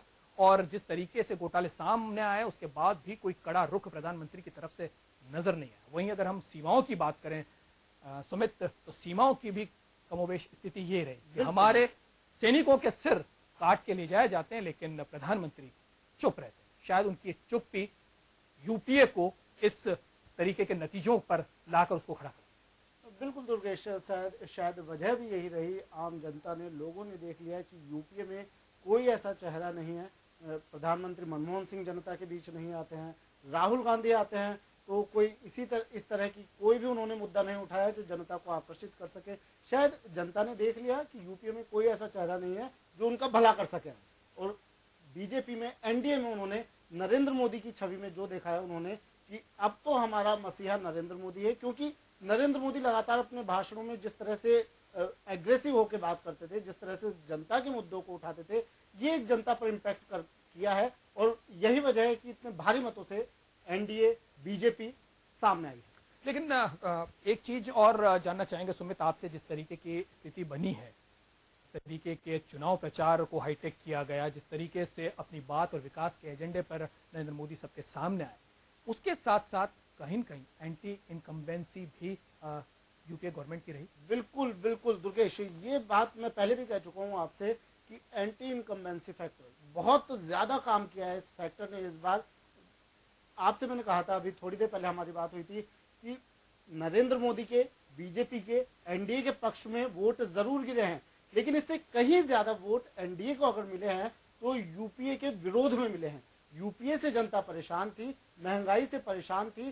प्रधानमंत्री मनमोहन सिंह किसी तरह का कोई जवाब नहीं देते थे जनता को। महंगाई बढ़ रही है तो कहते हैं पैसे क्या पेड़ पर लटक रहे हैं। तो इन चीजों का असर काफी ज्यादा गया है जनता पर, और यही वजह है कि इतनी भारी मात्रा में बीजेपी सामने। चलिए, हमारे साथ हमारे दिल्ली संवाददाता ऋषिकेश हमारे साथ जुड़ गए, उनसे भी थोड़ी सी चर्चा कर लेते हैं। ऋषिकेश, फिलहाल अगर बात, तो इन चीजों का असर काफी ज्यादा गया है जनता पर, और यही वजह है कि इतनी भारी मात्रा में बीजेपी सामने। चलिए, हमारे साथ हमारे दिल्ली संवाददाता ऋषिकेश हमारे साथ जुड़ गए, उनसे भी थोड़ी सी चर्चा कर लेते हैं। ऋषिकेश, फिलहाल अगर बात करें, क्योंकि जो आंकड़े सामने आ रहे हैं, जो परिणाम सामने आ रहे हैं, कहीं न कहीं एनडीए के पक्ष में जाते हुए नजर आ रहे हैं, किस तरीके का दिल्ली में फिलहाल माहौल है? देखिए, बता दूं कि अभी थोड़ी देर पहले दिल्ली के मुख्यालय में लाल कृष्ण आडवाणी पहुंचे हैं। उन्होंने तारीफ की, खुलकर तारीफ की नरेंद्र मोदी को। उन्होंने कहा कि 1952 के बाद शायद ऐसा ये पहला चुनाव है जिसमें इस तरीके से पार्टी को जीत मिली है। ये सम्मान है पार्टी के उन कार्यकर्ताओं को जिन्होंने जी तोड़ मेहनत की थी। पूर्व नेताओं को भी उन्होंने सम्मान दिया है। और अब जो कहा जा रहा है कि 300 के आसपास बीजेपी का आंकड़ा पहुंच गया है, अब सिर्फ और सिर्फ रस्म अदायगी बाकी है। कल नरेंद्र मोदी दिल्ली पहुंच रहे हैं। 1 बजे उनका फ्लाइट दिल्ली के एयरपोर्ट पर लैंड करेगा और दिल्ली एयरपोर्ट से सीधा बीजेपी मुख्यालय अशोका रोड तक तो एक विजय जुलूस निकलेगा। ऐतिहासिक बनाने की इसकी तैयारी है। तकरीबन देर शाम को फिर बीजेपी संसदीय बोर्ड की बैठक है। इसके बाद प्रधानमंत्री पद के उम्मीदवार नरेंद्र मोदी अपना नेता चुन लेगा। उसके बाद प्रधानमंत्री राष्ट्रपति प्रणब मुखर्जी से मिलने जाएंगे और फिर माना जा रहा है कि 19 या 20 तारीख को हो सकता है कि प्रधानमंत्री के तौर पर नरेंद्र मोदी अपना ओथ ले ले, शपथ ग्रहण ले ले। फिलहाल बीजेपी में जश्न चल रहा है।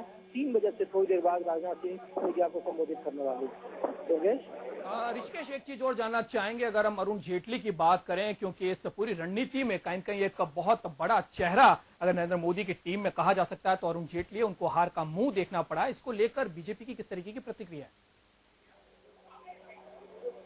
सवाल हो रहा है ऋषिकेश, जानना चाहेंगे जिस तरीके से ये पूरा प्रचार का कैंपेन हुआ है, जिस तरीके से इस पूरे चुनाव को एक रणनीति की तरह लड़ा गया है, उसके अंदर अरुण जेटली एक बहुत बड़ा कद्दावर एक चेहरा था नरेंद्र मोदी की टीम का, वो हार गया है।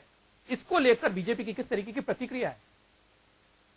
बिल्कुल, आप कह सकते हैं कि कुछ बड़े नेताओं के चेहरे की हंसी जरूर छिन गई है। उनमें अरुण जेटली एक बड़े नाम है। हालांकि अभी उनके समर्थकों का कहना है, यहाँ बीजेपी मुख्यालय में जो बड़े नेता है वो कह रहे हैं कि अभी थोड़ा और इंतजार करिए, आखिरी जब रिजल्ट आएगा तब फिर हम लोग बात करेंगे कौन कितने से जीता और कौन कितने से हारा। लेकिन माना जा रहा है कि अरुण जेटली लगभग हार के वो बहुत तेजी से बढ़ रहे हैं और हो सकता है कि करिश्माई हार वो हार जाए। लेकिन जिस तरह से कांग्रेस के बड़े नेता, दिग्गज नेता ने चुनाव हार गए हैं और जिस तरह से कांग्रेस का ट्रिपल डिजिट में संख्या नहीं पहुंचा है, उसके बाद काफी बीजेपी उत्साहित है। तकरीबन 350 के आसपास, 272 जो था उसको जादुई आंकड़ा पार कर गए हैं। और अब बीजेपी की सिर्फ और सिर्फ कोशिश है कि मंत्रिमंडल में कौन होगा, उनका आगे का जो प्लान है 1 साल का वो क्या होगा। इनके सामने चुनौती है महंगाई और खास करके बेरोजगारी को वो कैसे दूर करेंगे। इन सबको लेकर के बड़ी चुनौती यहाँ से शुरू होती है। नरेंद्र मोदी देश के अगले प्रधानमंत्री बनेंगे, ये बिल्कुल तय हो गया। चलिए, ये बात तो बिल्कुल अब जनता को आंकड़े देख के और परिणाम देख के समझ में भी आएगा। ऋषिकेश, एक अंतिम सवाल आपसे जानना चाहेंगे, कांग्रेस प्रतिक्रिया है कांग्रेस कार्यालय में किस तरीके का माहौल?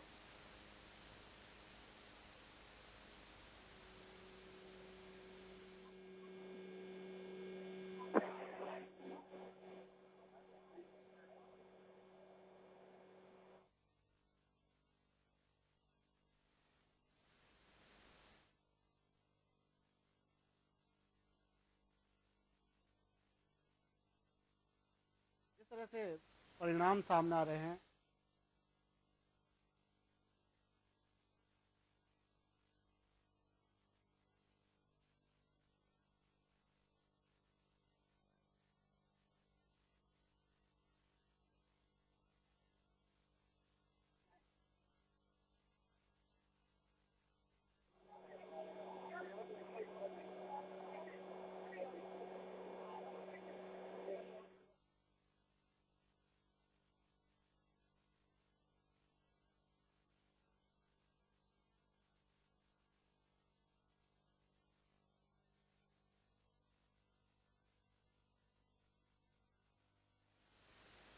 तो जोधपुर से, राजस्थान की अगर हम बात करें, जोधपुर से गजेंद्र सिंह शेखावत ने जीत दर्ज की है। चंद्रेश कुमारी इनके सामने थी मैदान में, चंद्रेश कुमारी को उन्होंने हरा दिया है।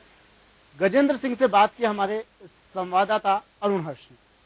जोधपुर की सीट हॉट सीट कही जाती थी। पूर्व मुख्यमंत्री अशोक गहलोत के गृह नगर में जिस तरह से बीजेपी ने परचम लहराया है, बात करने के लिए खुद हमारे साथ है बीजेपी के उम्मीदवार थे गजेंद्र सिंह शेखावत, जो जीत चुके हैं। हम उनसे जानने का प्रयास करते हैं इस बार क्या कारण रहा, आपकी इतनी बड़े मतों से जीत हुई है, क्या कारण रहा? पिछले एक साल में माननीय नरेंद्र मोदी जी ने घूम के देश में जो भय, भूख और भ्रष्टाचार की राजनीति के विरोध में जो वायुमंडल खड़ा किया था, यशस्वी, उसका परिणाम जो है वो हमको विधानसभा के चुनाव में देखने को मिला था। और अब की बार हिंदुस्तान की जनता परिवर्तन का मामला कर और जिस तरह का सक्षम नेतृत्व हमारे मोदी जी ने एक सक्षम भारत बनाने के लिए दिया है, और जो सपना हमारी वसुंधरा जी ने, हमारी यशस्वी मुख्यमंत्री जी ने राजस्थान को एक नया राजस्थान बनाने का दिखाया, पूरे राजस्थान की जनता ने 25 की 25 सीटें जो है वो उन पर कमल खिलाकर माननीय वसुंधरा राजे जी के इस सपने को सच किया है, इस संकल्प को सच किया है। और भारत की जनता ने परिवर्तन के नाम पर और यूपीए सरकार के फेल्योर पे देश की जो दुर्दशा हुई है, इसके विरोध में जो लोग इनके जिम्मेदार हैं, उनके गाल पे करारा पहुंचा रखा है। जनता के क्या मैं जब चुनाव के लिए टिकट मुझे पार्टी ने दिया था और जब ये दायित्व लेके मैं जोधपुर पहुंचा था, तब से आज तक मैं लगातार ये कह रहा हूं कि जोधपुर के विकास में सबसे बड़ा जो अवरोध है, वो अवरोध है जोधपुर के एयरपोर्ट का विस्तार नहीं होना। एयरपोर्ट का विस्तार हो, जोधपुर का पर्यटन उद्योग, हैंडीक्राफ्ट उद्योग, जोधपुर के पास लगने वाली रिफाइनरी और सारे उद्योग धंधे जो है वो उससे प्रभावित होते हैं। ये कनेक्टिविटी एयरपोर्ट का शीघ्र विस्तार हो। दुर्भाग्यपूर्ण है कि मुख्यमंत्री जोधपुर का होते हुए भी और कांग्रेस की राजस्थान और दिल्ली दोनों जगह सरकार होते हुए भी जोधपुर के एयरपोर्ट का विस्तार जानबूझ करके नहीं किया गया। इस जोधपुर के एयरपोर्ट का शीघ्र विस्तार हो और जोधपुर का एयरपोर्ट, जोधपुर शहर जो है वो कनेक्टिविटी उसके हिंदुस्तान के सारे बड़े शहरों से हो, ताकि जोधपुर के विकास की अब जो अवरोध है ये दूर हो। एम्स का हॉस्पिटल जो एनडीए की सरकार में हमारे तत्कालीन प्रधानमंत्री अटल बिहारी वाजपेयी जी ने और सुषमा स्वराज जी ने जो दी थी, माननीय वसुंधरा जी ने जो उसकी नींव रखी थी, जानबूझ के उसको 10 साल तक डिले किया गया। उसके साथ बनने वाले सारे एम्स के हॉस्पिटल चालू हो गए। हमारे हॉस्पिटल को फौरी तौर पर मुख्यमंत्री ने जाते जाते उद्घाटन किया है। ये हॉस्पिटल जो आजादी के बाद मारवाड़ में सबसे बड़ी सौगात है, पश्चिमी राजस्थान की सबसे बड़ी संस्थान के रूप में सौगात है। ये हॉस्पिटल पूरे मारवाड़ की जनता के चिकित्सा के केंद्र के रूप में यथाशीघ्र खड़ा हो और ये सेवाएं जोधपुर की जनता को और मारवाड़ की जनता को मिले, इसको यथाशीघ्र सुनिश्चित करेंगे। जोधपुर की जनता को क्या वोट जितने प्रतिशत डाले गए थे पिछली बार की अपेक्षा, और आपको जिस तरह से बहुमत से जनता के लिए क्या मैसेज है? पूरे हिंदुस्तान की जनता जो है इस बार कांग्रेस के इस कुशासन को उखाड़ फेंकने और कांग्रेस मुक्त भारत को बनाने के लिए संकल्पबद्ध होकर पूरे जाति, समाज, धर्म, पंथ, मजहब और पार्टी इन सब की लाइन से ऊपर उठकर पूरे हिंदुस्तान में मतदान हुआ है और विशेष करके जोधपुर और पश्चिमी राजस्थान और पूरे राजस्थान में जिस तरह का मतदान हुआ है, जनता के इस निर्णय को, जनता के इस आशीर्वाद को, जनता के इस समर्थन को और प्रेम को हम अपने विनम्रता के साथ सिर पे सिरोधार्य करते हैं। तो आपने जिस तरह से देखा, गजेंद्र सिंह शेखावत जीत के साथ ही उत्साह के साथ लोग मिलने आ रहे हैं, आतिशबाजी हो रही है और कार्यकर्ताओं में जोश का माहौल है। और उन्होंने कहा जिस तरह से जोधपुर के जो विकास कार्य बाकी रहे थे वो विकास कार्य भी अब वो पूरे करेंगे। जोधपुर से कैमरामैन परमेश्वर के साथ अरुण ओट्स, जन टीवी न्यूज।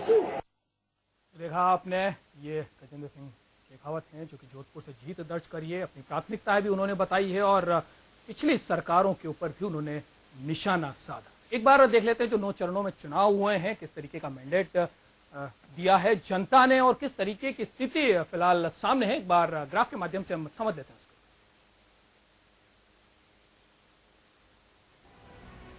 328 पर एनडीए गठबंधन, वहीं 70 की आंकड़े पर पहुंचा है कांग्रेस।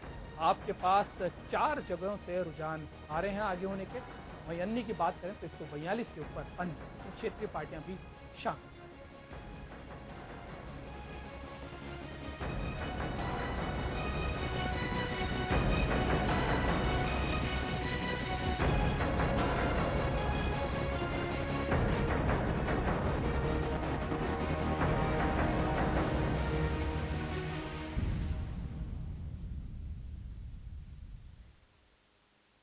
तो अब किस तरीके से मैंडेट मिला है, अब धीरे धीरे अब तस्वीर साफ होती जा रही है। और अगर यूं कहें कि अगर आने वाला जो समय है वो अब एनडीए का समय है और नरेंद्र मोदी के नेतृत्व में अब सरकार का गठन होने वाला है।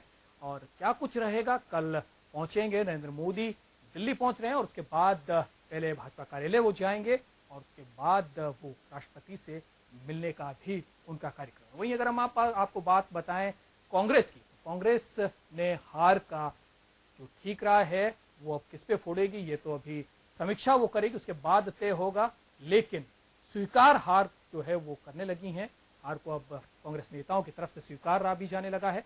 क्या कुछ इस तरीके की स्थितियां बनी हैं ये एक जरूर समीक्षा का बात है। लेकिन जिस तरीके से सुमित ये आंकड़े आ रहे हैं और जिस तरीके से रुझान जो देखे जा रहे हैं और वो जो परिणामों में परिणित होते जा रहे हैं, एनडीए पूरी तरीके से अब सरकार बनाती हुई नजर आ रही है। और अगर हम 84 के बाद की जिस तरीके से लगातार हम बात करते आ रहे हैं कि एक दल को जो बहुमत है वो एक दल को 84 के बाद अब मिलने वाला, तो कहीं कहीं सशक्त प्रधानमंत्री की जो कि एक आवश्यकता लगातार पिछले 10 सालों से देखी जा रही है, क्या लगता है सशक्त प्रधानमंत्री बन पाएंगे नरेंद्र मोदी? बिल्कुल दुर्गेश, आप कह रहे हैं सरकार बनती हुई नजर आ रही है। मैं कहूंगा सरकार बन चुकी है, मोदी बन चुके हैं, सेहरा उनके सर पर सज चुका है और एक सशक्त सरकार, जिस तरह से आंकड़े बता रहे हैं, जिस तरह से पूर्ण बहुमत की तरफ बढ़ी है बीजेपी, उस तरह से लगता है कि मजबूत सरकार, सशक्त सरकार इस बार देश को मिलने जा रही है।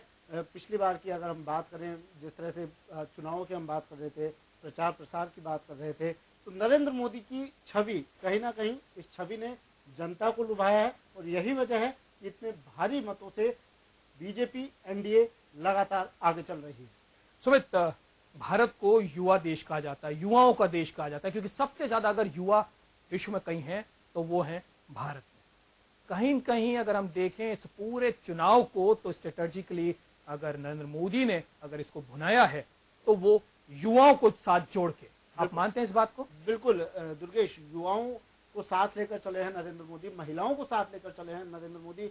नरेंद्र मोदी का इस बार ज्यादा फोकस भी नव मतदाताओं पर रहा था, जो इस बार काफी बड़ी संख्या में इस बार नव मतदाताओं ने अपने मत का अधिकार का प्रयोग किया है, उनको भी नरेंद्र मोदी ने काफी फोकस किया है। दूसरी बात दुर्गेश, ऐसा भी इन चुनावों में मैंने पहली बार ही देखा है कि चुनाव से पहले मंत्रिमंडल के गठन की तैयारी शुरू हो जाती है। इतना कॉन्फिडेंस शायद किसी और प्रधानमंत्री में नहीं देखने को मिला आज तक। परिणाम आते नहीं है लेकिन उससे पहले ही कशमकश चालू हो जाती है, पशुपेश की स्थिति आती है कि किसको कौन सा मंत्री पद देना है।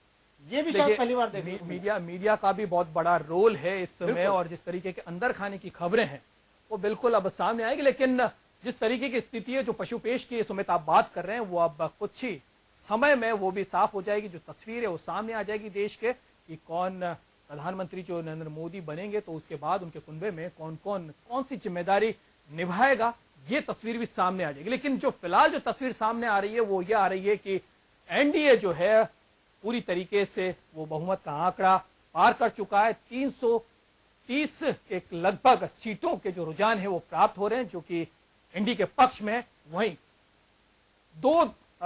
उसमें ही रह गया है, 2 डिजिट में ही यूपीए का जो खाता है वो केवल 2 डिजिट में ही रह गया। लगातार नरेंद्र मोदी इस बात को नरेंद्र मोदी लगातार अपने भाषणों में इस बात को उठाते रहे हैं, इस बात को कहते रहे हैं कि जो 2 डिजिट से भी ज्यादा यूपीए अपना खाता नहीं खोल पाएगी। बिल्कुल दुर्गेश, यहाँ पर ये बात भी करना चाहेंगे, तीसरे मोर्चे की अगर बात करें तो मुलायम सिंह यादव ने कहा था तीसरे मोर्चे की सरकार इस बार बनेगी, लेकिन तीसरा मोर्चा कहीं दिखाई नहीं दे रहा। देखिए सुमित, अगर तीसरे मोर्चे की हम बात करें तो वो स्थिति यही होती है राजनीति के, अगर परिदृश्य की बात करें, पिछले अगर हम चुनावों की बात करें तो मैंडेट जब आ जाता है, सारी जो परिणाम है सामने आ जाते हैं, उसके बाद अगर किसी दल को पूरी तरीके से बहुमत नहीं मिलता है तब फिर तीसरे मोर्चे की कवायद शुरू होती है और दल एक साथ एकजुट होने की तैयारी करते हैं। लेकिन जो मोदी का एक डर लोगों में था, या कह सकते हैं कि मोदी लहर की जिस तरीके से बात सामने थी, नकारते रहे लोग बाग, और उसी डर को छिपाने के लिए फेडरल फ्रंट की बात की गई, तीसरे मोर्चे की बात की गई, दिल्ली में बैठकें की गई, लोग कुछ आए भी, एक मंच पे उन्होंने साझा भी किया, लेकिन ज्यादा लंबा कुछ चल नहीं पाया। और स्थिति ये हुई कि चुनाव में तीसरे मोर्चे की जो उम्मीद एक लेकर कुछ नेता आगे आए थे, चाहे नीतीश कुमार ने उसकी कमान संभाली हो, लेकिन कहीं पर भी वो एग्जिस्ट होता हुआ नजर नहीं है। बिल्कुल दुर्गेश, यूपी की अगर बात करें तो यूपी कहा जाता है कि बसपा और सपा का ही गढ़ माना जाता है यूपी, लेकिन इस बार बीजेपी ने उस गढ़ में भी सेंध लगा दी। बिल्कुल, तो कुल मिला के स्थिति जो है अब एनडीए के पक्ष में जाती हुई नजर आ रही है, और स्थिति जो है अब पूरी, लेकिन इस बार बीजेपी ने उस गढ़ में भी सेंध लगा दी। बिल्कुल, तो कुल मिला के स्थिति जो है अब एनडीए के पक्ष में जाती हुई नजर आ रही है, और स्थिति जो है अब पूरी तरीके से एनडीए के पक्ष में है। और एक बार हम रुख वापस करते हैं राजस्थान की ओर। राजस्थान के बीजेपी मुख्यालय पर अभी हमारे संवाददाता विजय वर्मा है। वसुंधरा राजे ने भी बहुत कुछ चीजें कही है, धन्यवाद उन्होंने कहा है, और जो मिशन वो लेके चली थी, उस मिशन में जिस तरीके की स्थिति बनी है उसके लिए उन्होंने धन्यवाद भी दिया। विजय, वसुंधरा राजे ने मिशन 25 को लेकर वो चली, और कमोबेश जिस तरीके की स्थितियां बनी, 25 सीटें जो है बीजेपी के खाते में जाती हुई नजर आ रही है। किस तरीके का रुझान है और क्या कुछ उन्होंने जनता को कहा वसुंधरा राजे ने, आपसे जानना चाहेंगे। जी बिल्कुल दुर्गेश, मैं आपको बता दूं कि वसुंधरा राजे है मुख्यमंत्री, जो उनको काफी उत्साह था पहले से ही लोकसभा चुनाव को लेकर, क्योंकि केंद्रीय नेतृत्व ने उनसे पूछा था, उन्होंने अभी प्रेस वार्ता ली, उसमें ये बताया भी केंद्रीय नेतृत्व ने उनसे पूछा कि 25 में से राजस्थान की कितनी सीटें आप जिता पाएगी, तो उन्होंने कहा मैंने मिशन 25 रखा था। उन्होंने ये कहा कि मैंने केंद्रीय नेतृत्व को 25 की 25 सीटें जिताने का जो वादा किया था, और उसको उस वादे के खातिर मैंने जो मिशन 25 रखा था, जिसमें सभी कार्यकर्ताओं पदाधिकारियों की एक बड़ी मेहनत है, और उसका परिणाम आज देखने को मिल रहा है। और मिशन 25 को अचीव करके बड़ा उत्साह है कार्यकर्ताओं में और मुख्यमंत्री वसुंधरा राजे में। तरीके के अब परिणाम है, और हम पूरे देश के परिणाम भी लगातार अपने दर्शकों को दिखाते आ रहे हैं। एनडीए की सरकार बन रही है और प्रधानमंत्री जो हैं वो नरेंद्र मोदी बन रहे हैं। क्या लगता है इसको लेकर किस तरीके का रुझान लोगों में है, कार्यकर्ताओं में है, जो उन्होंने 9 चरणों में ये जो चुनाव देखा है, पल पल की खबर से वो वाकिफ भी हुए हैं, उठ बैठ भी उन्होंने देखी है, लेकिन स्थिति अब एनडीए के पक्ष में जाती हुई है। अगर हम कार्यकर्ता की बात करें, आम बीजेपी से जुड़े कार्यकर्ता की अगर हम बात करें, तो उसकी मनोस्थिति फिलहाल कैसी है? जी बिल्कुल, मैं दुर्गेश आपको बता दूं कि जो भारतीय जनता पार्टी का सबसे बड़ा फैक्टर अगर माना जाए तो नरेंद्र मोदी सबसे बड़ा फैक्टर बनकर उभरे विधानसभा चुनाव से। 5 राज्यों में जो विधानसभा चुनाव हो उनमें नरेंद्र मोदी एक बड़ा फैक्टर बनकर उभरे, और उसकी वजह से एक बड़ी जीत विधानसभा चुनाव में हासिल हुई। इसके बाद लोकसभा चुनाव आए, लग रहा था, संभावनाएं थी कि उसका असर फिर से लोकसभा चुनाव में देखने को मिलेगा। हालांकि कांग्रेस ये कहती रही कि नरेंद्र मोदी की लहर ही है, लहर का असर मैंडेट पे नहीं आएगा, समर्थन में नहीं आएगा, वोटों में कन्वर्ट नहीं होगा। लेकिन जिस तरह के चुनाव परिणाम आए हैं, उन्होंने साबित कर दिया कि नरेंद्र मोदी का जो फैक्टर है पूरी तरह कामयाब हो गया है। जिस तरह राजनाथ सिंह ने उनको नारा दिया, भारतीय जनता पार्टी के नारे को बदल दिया, जिस पर कई सवाल भी उठे, मीडिया में भी सवाल उठे कि भाजपा से बड़े क्या मोदी हो गए, जो कहने लगे हैं कि अब की बार मोदी सरकार। लेकिन जिस तरह से इस नारे को पूरी तरह सफल बनाने में भारतीय जनता पार्टी कामयाब रही, मोदी नाम के सहारे भाजपा की नैया पार ही नहीं हुई, पूरी तरह किनारे लग गई और जीत का परचम लहरा दिया, ऐसा प्रतीत होता है। और जिस तरह के जो मैंडेट मिले हैं उससे लगता है कि जो कि 1984 के बाद एक बड़ी जीत दर्ज की है, और एक पार्टी ने ही की है, भारतीय जनता पार्टी ने, जो कि स्ट्रगल करते करते कांग्रेस से कहीं ऊपर कहीं नीचे जा रही थी, लेकिन कांग्रेस भी इतनी बड़ी जीत दर्ज नहीं। एक चीज और जानना चाहेंगे, मुख्यमंत्री वसुंधरा राजे प्रेस को भी संबोधित करने वाली हैं, क्या उसका कोई कार्यक्रम आपके पास है? कब वो प्रेस के सामने आएंगी मुख्यमंत्री? जी दुर्गेश, मैं आपको बता दूं, अभी मुख्यमंत्री वसुंधरा राजे प्रेस से मिली है, ज्यादा देर बात नहीं हुई है। मुख्यमंत्री वसुंधरा राजे ने प्रेस को बधाई दी है। उन्होंने यही कहा है कि जो नेतृत्व ने, केंद्रीय नेतृत्व ने मुझे जो कमान सौंपी थी राजस्थान की, जो मिशन 25 सौंपा था, उसको अचीव करने का मैंने वादा किया था। उसके लिए जीतोड़ मेहनत की और कई बाधाएं आई, लेकिन बाधाओं को तोड़ते हुए मैंने सीना तान कर कार्यकर्ताओं को साथ लेकर चली और मिशन 25 को अचीव करने में कामयाब रही। एक चीज और विजय यहाँ पर इम्पोर्टेंट है, वो ये है कि वसुंधरा राजे की अगर हम राज्य में स्थिति देखें तो 163 के बाद खासा उनका जो वर्चस्व है दिल्ली दरबार में बड़ा है। अगर हम बात करें 24 अक्बर रोड की, भाजपा मुख्यालय में है, तो उनकी एक कद्दावर छवि वहां पर उभर कर आई है। और अब मिशन 25 के बाद जो 25 सीटें अगर यहाँ से आ जाती हैं तो क्या लगता है उनका कद और बढ़ेगा? बिल्कुल, निश्चित तौर पर मैं आपको बता दूं दुर्गेश की मुख्यमंत्री वसुंधरा राजे को विधानसभा में बड़ी जीत दर्ज करने के बाद में, क्योंकि उनका भी एक बहुत बड़ा सहयोग रहा है, बहुत बड़ा इसमें विधानसभा चुनाव में के साथ ही लोकसभा चुनाव में भी एक बहुत बड़ा सहयोग रहा है। उन्होंने कई जगह तीन बार 4 बार सभाएं की है, शुरू में 3 सभाएं की है, और जो जहां सीटें जहां पर समीकरण बिगड़ते दिखे उन समीकरणों को सुधारने के लिए उन्होंने पूरी की जान लगा दी। दौसा सीट की ले ले बात, चूरू सीट की ले ले, या फिर ले ले बाड़मेर सीट की, जहां पर जसवंत सिंह ने जो भाजपा के बागी है वो आगे अगर खड़े होकर निर्दलीय चुनाव लड़ने, और संभावना ये जताई जा रही थी जसवंत सिंह सीट को निकाल लेंगे। लेकिन इस तरह के जो परिणाम सामने आ रहे उससे देखकर लग रहा है कि मुख्यमंत्री वसुंधरा राजे का एक क्रेज है युवाओं में, महिलाओं में और आम कार्यकर्ताओं में, आम लोगों में एक क्रेज बढ़ा है, और फिर से वसुंधरा राजे का कद जो पिछली वसुंधरा सरकार थी उससे कहीं ज्यादा बढ़ गया है। चलिए, बहुत बहुत शुक्रिया विजय तमाम जानकारी के लिए। ये थे हमारे संवाददाता विजय वर्मा, जो कि अभी राजस्थान के भाजपा मुख्यालय पर हैं, और वसुंधरा राजे ने वहां मीडिया से बात करी है, जनता का आभार व्यक्त किया, उसके साथ साथ कार्यकर्ताओं की मेहनत को उन्होंने तवज्जो दी। उन्होंने कहा है कि कार्यकर्ताओं की मेहनत की बदौलत ही हम लोगों ने ये मिशन 25 का जो हमने टारगेट लिया था हम उसको अचीव कर पाए हैं। और कहीं कहीं अगर इस पूरे मामले को देखें, मिशन 25 को लेकर देखें या पूरे कैंपेन को लेकर देखें, तो एक बड़ा टारगेट उनका था, क्लीन स्वीप करवाना था भाजपा के पक्ष में, 25 की 25 सीटें डालना एक बड़ा टारगेट था, उनको अचीव होते हुए नजर आ रहा है। वसुंधरा की मेहनत का ही सफल कहा जा सकता है कि इतने भारी आंकड़े से बीजेपी यहाँ से।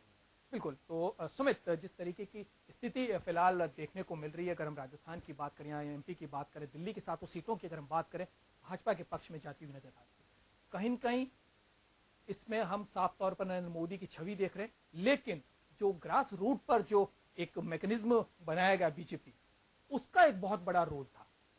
आम कार्यकर्ता के बीच में, आम कार्यकर्ता के जहन में ये भाजपा इस बात का विश्वास दिलाने में कामयाब रही कि अगर उनकी सरकार आती है तो बहुत कुछ करेगी, और ये विश्वास की वजह से कार्यकर्ता में जोश रहा, और कार्यकर्ताओं की वजह से ही जिस तरीके के ये आंकड़े हैं वो सामने। बिल्कुल दुर्गेश, ग्रास रूट की हम अगर बात करें तो बीजेपी ने तो मेहनत में कोई कोर कसर छोड़ी नहीं, लेकिन यहाँ पर मैं धन्यवाद देना चाहूंगा अपने मतदाताओं का भी, जिन्होंने बढ़ चढ़कर, इस बार शायद पहली बार ऐसे चुनाव हुए हैं कि हर मतदाता ने ज्यादा से ज्यादा संख्या में अपने मत के अधिकार का प्रयोग किया है। काफी बड़ी संख्या में इस बार अप्रत्याशित वोटिंग हुई है इस बार, तो शायद इस वोटिंग को 2 चीजों से जोड़कर देखा जा सकता है। या तो इसे यूपीए की नाकामी से जोड़कर देखा जा सकता है। बिल्कुल, यूपीए जिस तरह से हर पायदान पर, हर कदम पर फेल होती नजर आई, महंगाई ले लें, भ्रष्टाचार ले लें, या तो उससे जोड़कर देखा जा सकता है, या फिर नरेंद्र मोदी के गुजरात मॉडल से भी इसको जोड़कर देखा जा सकता है। एक मतदाताओं में एक उम्मीद है, आशा है कि जिस तरह से नरेंद्र मोदी ने गुजरात का विकास किया, उसी तरह से अब पूरे देश का भी विकास होगा। दूसरा एक रीजन ये कहा जा सकता है, सोशल साइट्स ने जितना इस बार अपना अहम रोल अदा किया है, मतदाताओं में जितनी जागरूकता आई है, प्रशासन की बात कहें, चुनाव आयोग ने तो अपनी तरफ से काफी कोशिश की ही, साथ ही सोशल साइट्स की वजह से, फेसबुक ले लें, ट्विटर ले लें, व्हाट्सएप ले लें, इनकी वजह से मतदाताओं ने एक दूसरे से जो कनेक्ट हुए हैं और जो उनके अंदर जागरूकता फैलाई है, मतदाताओं की भागीदारी सबसे अहम कारण इस बार के चुनाव में। बिल्कुल, लोकतंत्र में सबसे बड़ी अगर कोई रोल अगर पैदा करता है या कोई रोल को निभाता है तो मतदाता है, और मतदाताओं की वजह से ही लोकतंत्र है। और सबसे बड़ी बात, अगर जिस तरीके से सुमित आप बता रहे हैं कि जो सोशल साइट है उनका बहुत बड़ा इम्पैक्ट रहा है, तो वहीं एक अगर हम यहाँ पर बात करें चुनाव आयोग की, तो चुनाव आयोग का भी बहुत बड़ा और बहुत अहम रोल रहा है। और जो जागरूकता मतदाताओं में, आप लोगों में फैलाई है, उसके पीछे बहुत बड़ा रोल हम चुनाव आयोग का भी कह सकते हैं। उन्हीं की वजह से जिस तरीके से 9 चरणों में करा, बड़ा चुनाव जरूर था, लंबा चुनाव जरूर हुआ, थोड़ी सी बोरियत भी लोगों में हुई क्योंकि परिणाम जल्द से जल्द जानना चाहते थे। आज परिणाम सामने आ रहे हैं, लेकिन इसके पीछे 9 चरणों का जो चुनाव है वो एक अहम रोल है। और सबसे बड़ी बात है कि हानि, जन हानि इस चुनाव में पिछले चुनाव से कम हुई है। बिल्कुल, चुनाव आयोग की ये भी एक स्ट्रेटेजी थी 9 चरणों में करवाने का। एक ये भी उनका था कि सुरक्षित तरीके से चुनाव हो और किसी को ज्यादा जनहानि ना हो, किसी तरह की हानि ना हो। लेकिन फिर भी कई जगह हमने देखा, बिहार में, झारखंड में नक्सली वारदातें हुई, चुनाव आयोग की इतनी सतर्कता के बावजूद इस तरह की वारदातें सामने आई। लेकिन फिर भी चुनाव आयोग की प्रशंसा यहाँ की जानी चाहिए,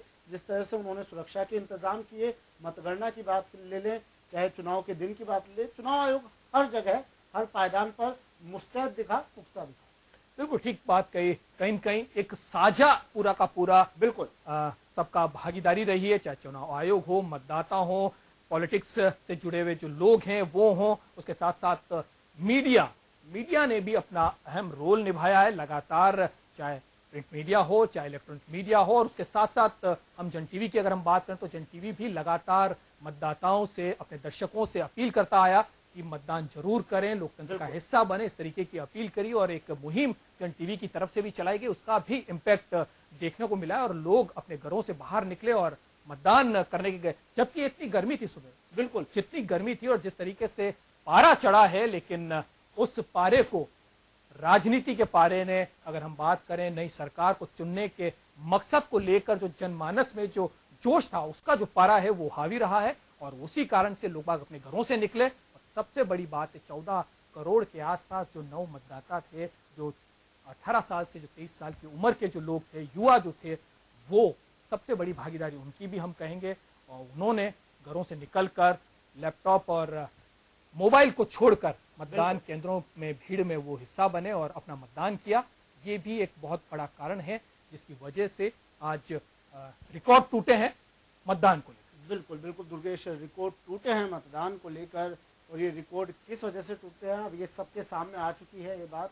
कांग्रेस ने हार स्वीकार कर ली है अपनी, बीजेपी उत्साहित है अपनी जीत को लेकर, एनडीए उत्साहित है अपनी जीत को लेकर। बात करें सहयोगी, कई लोग ऐसे थे जिन्होंने पाले बदले हैं इन चुनावों के अंदर, उनकी अगर बात करें तो क्या कुछ उनकी स्थिति आप नजर डालें तो क्या कुछ उनकी स्थिति नजर? देखिए, जहां तक पाले बदलने की बात है तो मोदी लहर का इम्पैक्ट तो शुरू से लोगों को पता चलने लगा। और इसीलिए अगर हम बात करें, लोगों ने जो पाले बदले, कहीं न कहीं एक विरोधाभास उनकी पार्टी में भी रहा। चाहे हम राजद की बात करें, सबसे ज्यादा स्थिति अगर इन चीजों को हम देखें तो केंद्र में उतनी ज्यादा चीजें नहीं नजर आई, लेकिन बिहार में बहुत ज्यादा नजर आई। 17 साल का गठबंधन टूटता है, जदयू अलग हो जाता है नरेंद्र मोदी के नाम पर, लेकिन नरेंद्र मोदी की जो हवा है उसका एहसास लोगों को होने लगा और जदयू के लोगों को भी, राजद के लोगों को भी हुआ और वो टूटते चले गए, छिटकते चले गए। अगर हम रामकृपाल यादव की बात करें, जदयू के कद्दावर नेता हैं, महासचिव रहे हैं, जदयू को माफ कीजिएगा राजद को बनाने में उनका बहुत अहम रोल है। लालू प्रसाद यादव के खासे चहेते हैं, लेकिन जिस तरीके से उनकी उपेक्षा की गई, उन्होंने टिकट मांगा, टिकट नहीं दिया गया, परिवारवाद को आगे बढ़ाया गया, वो एक टीस जो उनके मन में थी उसने तोड़ने का काम किया और वो राजद से, जबकि राजद को खड़ा करने में उनका अहम रोल था, लेकिन वो वहां से टूटे और उसके बाद वो मोदी के खेमे में जा जुटे और बीजेपी के साथ उन्होंने गठबंधन, उन्होंने अपना कहना चाहिए गठबंधन तो क्या कहें, लेकिन हाँ उन्होंने बीजेपी में अपनी श्रद्धा निभाई और बीजेपी के साथ जुड़ गए और शायद यही कारण है कि बीजेपी के टिकट पर वो आगे भी चले। बिल्कुल दुर्गेश, बीजेपी के टिकट पर आगे जाऊं, बीजेपी का जिसने इस बार दामन थामा उसकी नैया पार हो गई है। इन चुनावों में ये तो कहा जा सकता है कि मोदी लहर साफ तौर पर देखी गई है। युवा ही नहीं, बुजुर्ग हमने देखे जो बिल्कुल चलने में अक्षम थे, वो उन लोगों ने अपने मत का प्रयोग किया, चाहे कैसा भी मौसम था।